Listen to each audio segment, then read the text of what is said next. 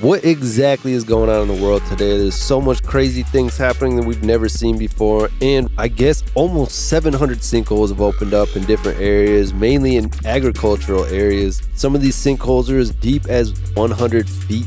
These dangerous sinkholes are opening up everywhere, and they think it might have something to do with the fact that there's been extensive drought in the area as well as extensive water extraction from underground.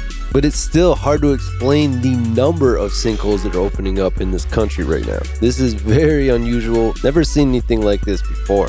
Experts suggest that since there's been such a long drought that the underground aquifer, which usually holds the land up, is sinking because that aquifer is empty. As the drought continues, it could be expected that more of these sinkholes open. And some of these sinkholes are opening without warning, and the event happens within seconds. Before the year 2000, there was very few reports of any of these sinkholes ever occurring.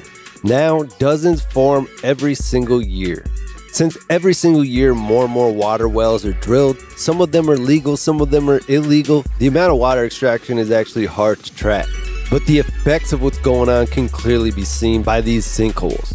This is definitely one of the most significant and strange sinkhole occurrences that I've ever seen. What do you guys think about this? Drop a comment down below. Let me know what you think.